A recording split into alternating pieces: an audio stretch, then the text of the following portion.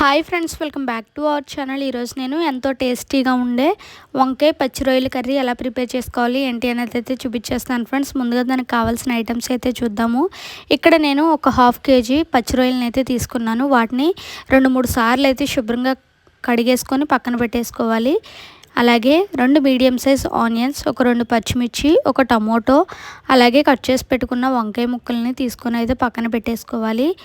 ఇప్పుడు ఇంకా ప్రాసెస్లోకి అయితే వెళ్ళిపోదాం ఫ్రెండ్స్. దానికోసం అయితే గ్యాస్ ఆన్ చేసుకొని ఒక కడాయి పెట్టుకొని అందులోకి ముందుగా మనం శుభ్రం చేసి పెట్టుకున్న పచ్చి రొయ్యలను అయితే అందులో వేసేసుకొని ఒక 5 మినిట్స్ పాటు అయితే లో ఫ్లేమ్లో పెట్టుకొని కుక్ చేసుకోవాలి. 5 మినిట్స్ ఆగాక చూస్తే రొయ్యలు అనేవి ఈ విధంగా కుక్ అయిపోతాయి ఫ్రెండ్స్. ఇప్పుడు ఇంకా రొయ్యలను అయితే పక్కన పెట్టేసుకుందాం.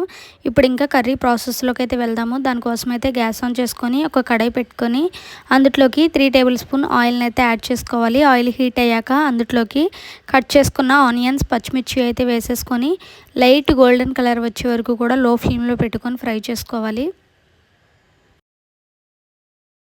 ఆనియన్స్ ఈ విధంగా ఫ్రై అయిపోయాక ముందుగా మనం కట్ చేసి పెట్టుకున్న వంకాయ ముక్కలను కూడా అందులో వేసేసుకొని ఒకసారి బాగా మిక్స్ చేసేసుకొని ఒక 2 మినిట్స్ పాటు మూత పెట్టుకొని అయితే కుక్ చేసుకోవాలి.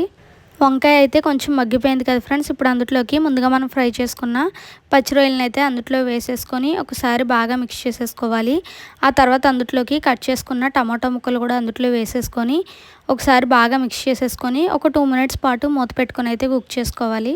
2 మినిట్స్ ఆగాక మూత అనేది ఓపెన్ చేసి చూస్తే ఈ విధంగా కుక్ అవుతుంది ఫ్రెండ్స్. ఇప్పుడు అందులోకి రుచికి సరిపడినంత సాల్ట్, అలాగే చిటికెడు పసుపు అయితే యాడ్ చేసుకొని ఒకసారి బాగా మిక్స్ చేసేసుకొని ఇంకొక 2 మినిట్స్ పాటు మూత పెట్టుకొని అయితే కుక్ చేసుకోవాలి.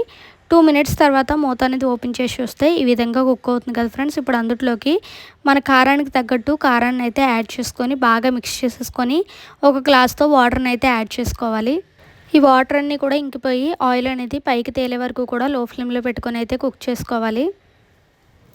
5 మినిట్స్ ఆగాక మూత అనేది ఓపెన్ చేసి చూస్తే అందులో ఉన్న వాటర్ అన్నీ కూడా ఇంకిపోయి ఆయిల్ అయితే చక్కగా పైకి తేలిపోయింది కదా ఫ్రెండ్స్. ఇప్పుడు ఇంకా కొత్తిమీరతో గార్నిష్ చేసేసుకొని సర్వ్ చేసేసుకుంటే ఎంతో టేస్టీగా చేసుకునే వంకాయ పచ్చి రొయ్యలు కర్రీ అయితే రెడీ ఫ్రెండ్స్. అంతేనండి, చాలా టేస్టీగా ఉంటుంది.